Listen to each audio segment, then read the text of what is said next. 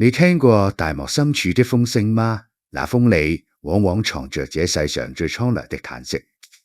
人們總愛去讀史書裏那些王侯將相的豐功偉績，獨冇頓善於那30萬空燃之時。獨他在白登山上為困大漢天子的烈火烹油。可是，如果你把歲月的鏡頭拉得足夠近到能看清草原上那一株枯萎的牧草，你就會發現王族的關然倒塌。拍碎的永遠是底層的血肉之軀。想象一下，在那個被漢朝和南匈奴聯手夾擊的寒冬，一個普通的北匈奴老牧民正站在風雪裏，絕望地看着自己世代生息的草場，他的大漢戰敗了，王庭被端了，留給他的只有一獨向西逃亡的死命令。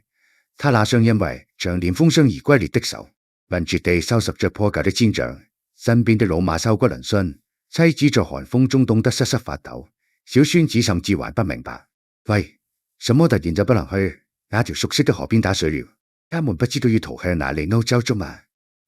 這些後世歷史學家爭論不休的宏大地名，對這個風雪中的老人來說毫無意義。他只知道走出陰山，這輩子就再也回不來了。那些所謂的帝國霸權，在這對背井雌鄉的祖孫面前，輕得像是一撮隨時會被風吹散的飛灰。在龐大的家業也有散的一天，在無敵的王座也護不住一頂尋常的帳篷。匈奴人哭着走了，留下的空地迎來了新的主人鮮卑。鮮卑人曾經是這片大地上最卑微的存在，他們的祖輩是東湖的殘暴，被匈奴人踩在腳底下，世世代代在深山老林裏做着替人牧馬打雜的苦役。誰能想到有朝一日，這群習慣了讓人鼻息的奴僕，竟會被命運的手一把推上權力的巔峰。他們從大興安嶺的密林裏走出來，吞併了匈奴的故土，甚至一路向南，喺中原的大地上建立起了強盛的邦壘。這是多好的逆襲故事啊！可是命運饋贈的禮物，向來都在暗中標好了價格。當鮮卑的鐵騎終於在洛陽的繁華裏停下腳步，一道來自不腀考文帝的聖旨，卻成了無數鮮卑人心頭最鋒利的刀。皇帝說，為了更好地留在這裏，所有人必須脱下鮮卑的衣袍，換上漢人的服飾，必須停止說祖輩傳下來的母語，改說漢話，甚至連他們最引以為傲的姓氏都要被無情地抹去，頭髮變成了圓千百年的血脈印記，就這樣在紙面上被一筆勾銷。那是一個深秋的黃昏，一個曾在馬背上叱咤風雲的老兵，獨自坐在洛陽城高高的城牆下，他鑽着自己枕腰也習慣不了的寬袍大袖，望着北方發呆。他其實不在乎什麼江山社稷，也不懂什麼叫做胡漢融合的歷史必然。他只知道自己剛剛改了漢人的姓，連家譜都不知道該怎樣往下寫了。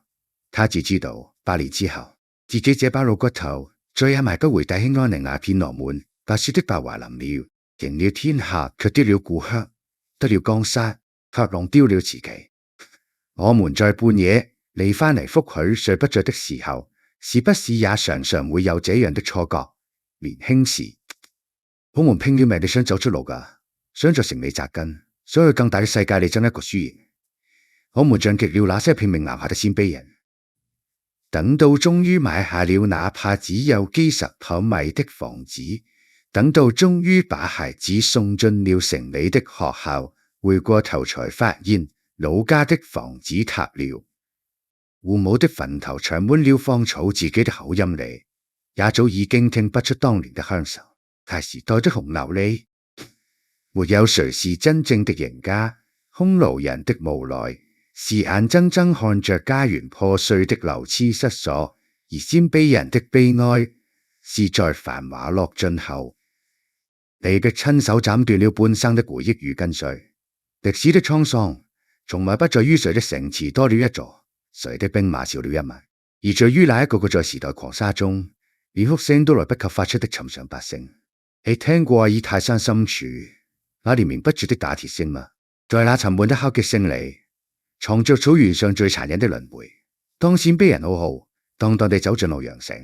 北方的風雪中，有一個叫友賢的部落站了起來。友賢人的祖先原本也只是個為了活命四處逃竄的死囚，可當他們坐上王座之後，卻把更殘酷的枷鎖套在了另一群人的脖子上。那是突厥人的先祖，在友賢貴族的眼裏，他們連人都算不上，只是會打鐵的工具，是卑賤的眷奴。在阿爾泰山終年不見天日的黑洞裏，有一個老鐵匠，他也將布滿溝壑的臉，上面被爐火烤得發紫，被煙燻得漆黑。每當友賢的監工揮下皮鞭，他連頭都不敢抬，只是死咬着牙，把滿腔的屈辱集進燒紅的鐵塊裏。他總是小聲地對身邊的幾個人指說：忍着吧，咱們生下來就是蟲子，蟲子是鬥不過老鷹的，只要能給友賢人打鐵，咱們這口飯就能吃下去，你們就能活命。有一個低層的父親，心裏最大的奢望，往往卑微得讓人心酸。他不在乎什麼尊嚴，也不管別人叫他什麼，他只求老天爺能留住他的幾個孩子。可是草原上的血從來都是熱的。公元552年的那場大火，終究還是燒起來了。老鐵匠親眼看着自己的首領達斯納土門帶着突厥人做了飯。他那幾個原本只能握着鐵錘的人子，拿起了自己千錘百煉打出來的橫刀，發瘋似的衝向了曾經高高在上的友賢主子。打鐵的奴隸掀翻了主子的王像，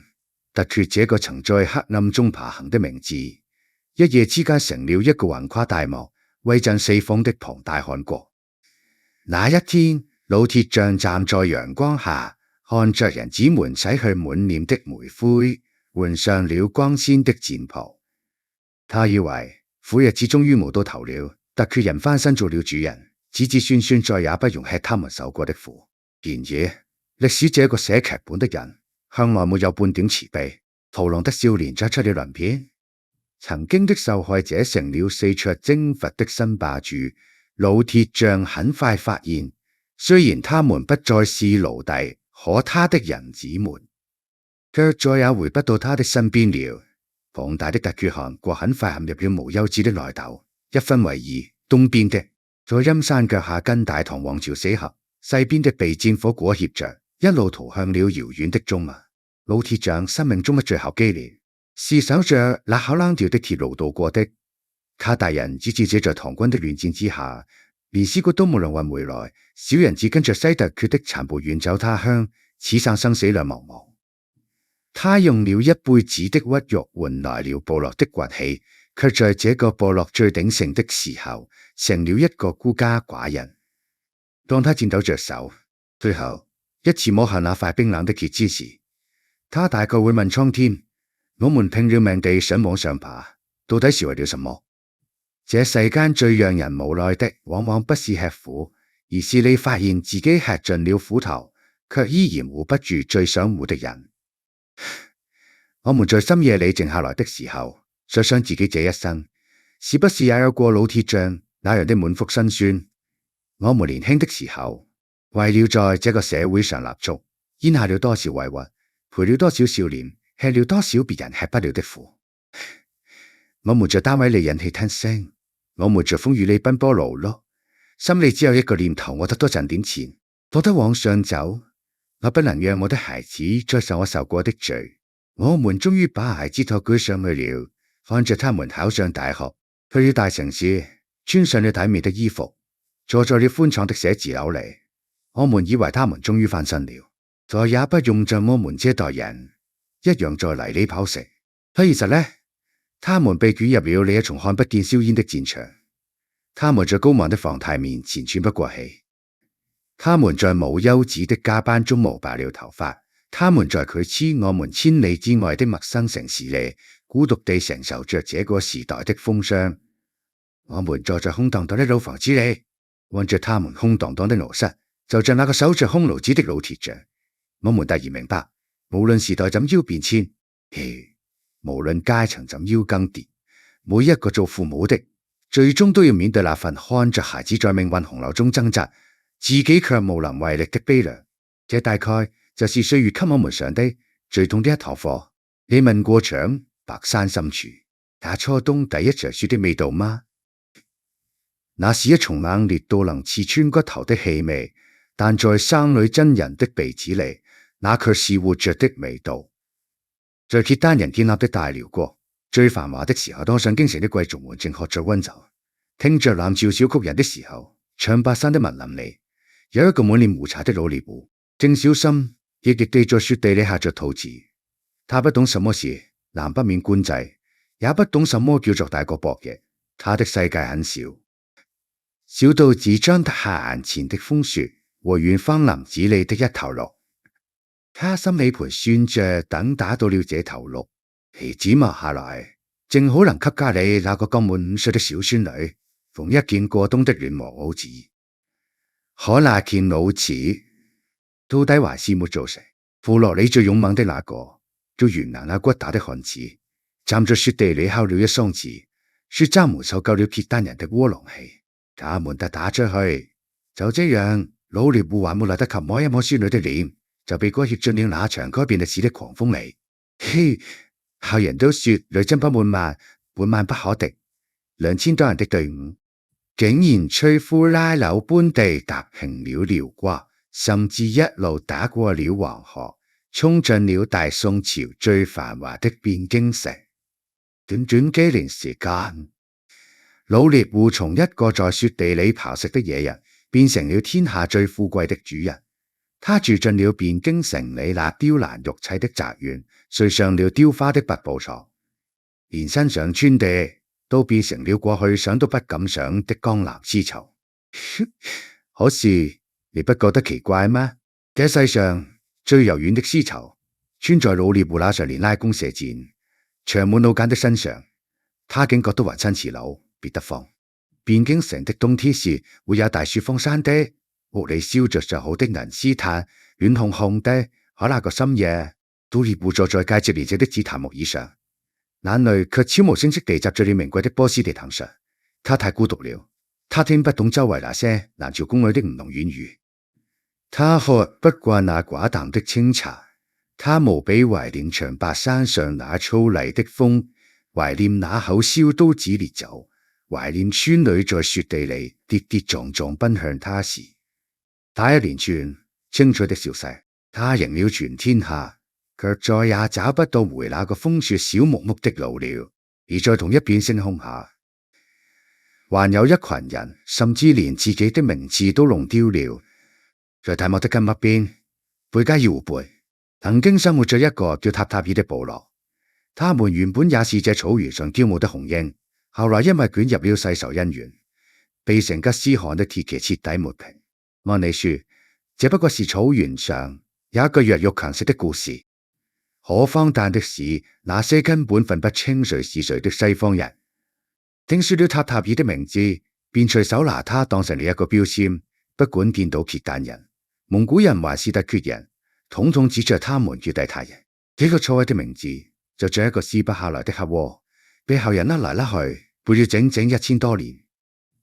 後來的人頂着地塔的名字生老病死，卻根本不知道這個名字背後藏着怎樣一段沾滿鮮血的滅族恩怨。而真正死去的塔塔爾人，連在歷史裏留個真名都成了一重奢望。這世間的陰差陽錯，是不是總是透着一股子冷酷的幽默？夜深人靜的時候，渣們捫心自問，在這個飛速向前的現代社會裏，我們是不是也像那個住進大宅院的老獵戶，又或者像那個被貼咗標籤的地泰人？渣們這代人前半生為了生計拼了命地往外衝，渣們學着城裏人的樣子穿西裝打領帶，學着在酒桌上說那些言不由衷的場面話。渣們終於換了大房子，買了好車子，在外人眼裏，渣們成了所謂的成功人士，是晚輩們眼裏的驕傲。可是當家裏的客人都散去，電視機被關掉，整個屋子陷入死一般寂靜的時候，你一個人坐在昂貴的真皮沙發上，有沒有感到過一陣突如其來的刺骨的空虛？他們在這個光怪陸離的城市裏，扮演着老闆、下屬、父親母親被貼上了各種各樣的社會標籤。可唔可以開這些標籤？那個曾經在鄉下小河邊光着腳抓魚的自己，那個只要吃上一口熱糊飯就能開心半天的自己，到底去哪人了呢？渣門用盡了一生的力氣，走出了那座貧窮的深山，卻發現自己其實早已經迷失在另一座用鋼筋水泥澆築的更龐大的迷霧裏了。你見過大漠嚟？它仲能把半邊天都染紅的篝火嗎？公元1206年，當鐵木真被誅埋成吉思汗，蒙古帝國的赫赫威名即將像颶風一樣席捲歐亞大陸的時候，歷史的聚光燈全都打在了那頂金碧輝煌的漢帳上。可是如果我們把目光從高高在上的王座上移開，去看一看那千萬頂普通的行軍帳篷，去看一看那跳動的篝火旁，那些被照亮地沾滿泥污的面孔，你會看到一幅連歲月都會為之動容的畫面。在那堆噼噼作響的篝火旁，坐着幾個正圍着烤肉的普通士兵。左邊那個正在低頭縫補皮革的漢子，眉眼間帶着幾分契丹人的輪廓。他的祖輩曾經在遼闊的北國風光無限，後來被女真人殺得血流成河。入邊那個正抱着馬頭琴，哼唱着不知名小調的乾瘦老兵，嘴裏吐出的是古老的突厥語鄉音。而在他們對面，一個年輕的士兵正借着微弱的火光，在羊皮卷上笨拙地寫着家書。他用的是當年回國人留下的文字。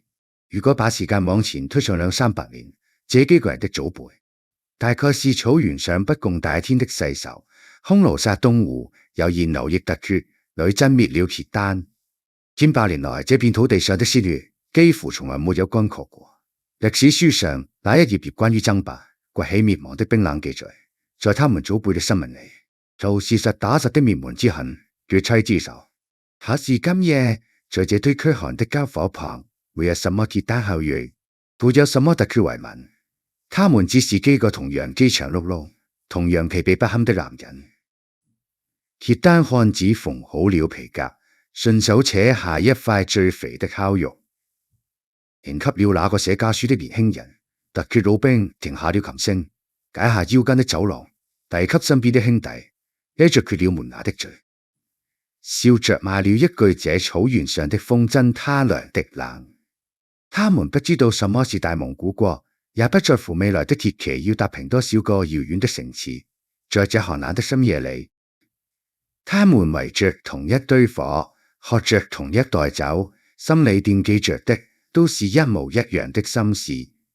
家裏的羊羔是不是該下崽了？婆來一個人能不能熬過這個冬天？等打完這仗，自己還能不能活着回去？抱一抱那個還沒見過面的小人質，結合那些聽起來威風凜凜的游牧民族，匈奴、鮮卑、又言突厥，會係契丹女真？他們真的消失了嗎？沒有，他們只是在漫長的歲月裏，在無休止的廝殺與流浪中，皮打碎了，油裂了，最後扔進了蒙古帝國這個巨大的熔爐裏，化作了這篝火旁一張張普普通通的看望着回家的臉。千古的恩怨情仇，金戈鐵馬，在普通人的悲歡面前，到底算得了什麼呢？這世間最大的慈悲，莫過於時間。他用幾百年的風沙，慢慢撫平了那些血海深仇，讓曾經互相廝殺的人，最終坐在一起，共享了一塊烤肉的溫度。夜深了，渣門端着茶杯，回望自己走過的大半生，是不是又會突然生出一重說不清的釋懷？年輕的時候，渣門心裏也有過多少跨不過去的坎，解不開的結。渣門跟兄弟姐妹爭過房產，跟單位裏的同事搶過職稱，但那些在歲月裏辜負過渣門的人，在心裏暗暗較了一輩子的勁。渣門覺得那些委屈，那些不甘，大過天去了。可是等渣門到了這個年紀，去麗苑的病房走廊裏站一站，去深夜的急診室裏看一看，你會發現，無論你當年是意氣風發的酋長老闆，還是灰頭土臉的平頭百姓，無論你們當年有多深的過節，有多大的恩怨，當疾病和衰老真正降臨的時候，大家躺在病床上，眼神裏流露出的脆弱與無助，都是一模一樣的。他們這輩子爭來爭去，怨來怨去，到了最後，有的也不過就是一口熱乎飯，一張安穩床，和身邊人在燈下的一個笑臉，在這浩瀚的宇宙和漫長的歷史面前，我們不過都是一群圍在歲月篝火旁互相取暖的趕路人，那些放不下的恩怨，看不慣的面孔，其實早跟他們融成了一體，成了這顛沛流離的人世間最讓人心疼的同路兄弟。佢有沒有想過，千百年前那些在草原上中環馳騁的游牧民族，最後究竟去了哪裏？王昌齡在詩裏寫：黃沙百戰穿金甲，不破樓蘭終不還。那時的中原人把長城以北的人當成了一生都要提防的宿敵。可是如果讓那位寫下千古絕唱的邊塞詩人活到今天，他大概會驚訝地發現，當年那些在風沙裏拿着彎刀騎着烈馬的敵人，早就成了我們自己。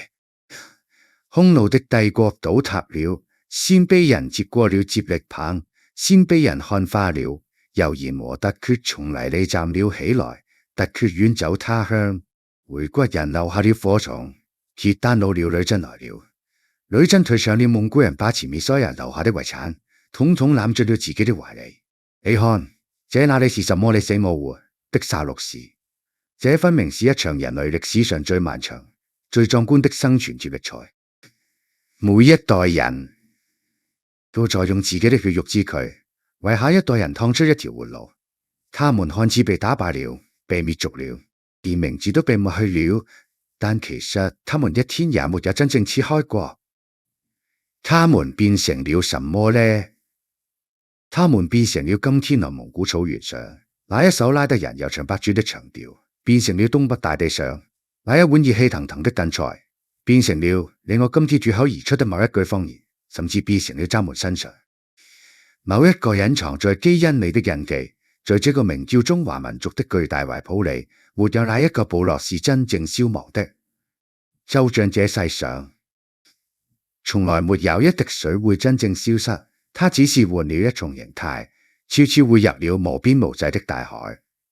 他們把這千年的歷史長卷慢慢合上，再回過頭來看看他們自己這大半生，很多時候他們老了，退下來了，坐在家裏發呆的時候，心裏總會忍不住泛起一陣陣的失落。他們看着牆上年輕時那些帶着大紅花、意氣風發的舊照片，再摸摸自己現在這條一到陰雨天就疼的老寒腿。他們看着當年熱熱鬧鬧、擠滿了一大家子人的老屋，現在只剩下自己和老伴兩個人，連吃頓飯都覺得冷清。他們總會忍不住嘆氣，忍不住在心裏問自己：大半輩子吃過的苦、受過的累，像個陀螺一樣轉了幾十年，到底圖過什麼？現在老了，不中用了，被時代拋下了，這一輩子是不是就這麼白白蹉跎了？不是的，老伙計，真不是的。佢把自己的委屈和不甘放到那千年的草原上，何嚟去比一比？當年那些叱咤風雲的草原霸主，最終也不過是化作了後人血脈裏的一滴水。而他們這平平凡凡的一生，又何嘗不是一次偉大的接力？喺當年在公漢車間你熬過的每一個夜，你在田間地頭流下的每一滴汗，你在山衣牆上咽下的每一口苦水，都沒有白費。是你用那雙漸漸粗糙的手，給年邁的父母換來了一個安穩的晚年；是你用那逐漸彎曲的脊背，把人類托舉到了一個你連輕時想都不敢上的高處；也是你和千千萬萬個像你一樣普通的老百姓一起，用自己半輩子的辛勞，撐起了這個社會今天這般繁華太平的模樣。你就像那草原上的一縷風，風吹過的時候，看似什麼都沒留下，但它卻把蟲子吹到了更遠的地方，吹落了整個來年的春天。那些屬於你的光輝歲月沒有消失，只是換了一重方式，融入了孩子們的血脈裡，融入了這個時代滾滾向前的車輪中。你已經圓滿地跑完了屬於你的那一棒，交出了最漂亮的成績單。剩下的路，那是後人的事了，隨他們去闖吧。夜已經很深了，窗外的風聲大概也停了。給自己倒杯溫水，或者把手裏那杯有些涼了的茶倒掉。別再去想那些煩心的瑣事了，別去愁人女們未來的營生，也別去嘆息自己日益蒼老的容顏。歷史的狂沙最終都會歸於平靜，他們普通人的一生也終究要學會與這無常的歲月和解。過去的就讓它過去吧，放不下的就在今夜徹底放下吧，輕輕地閉上眼睛，踏踏實實地睡個好覺。明天早上醒來，太陽照常升起，這依然是一個屬於你的平安的好日子。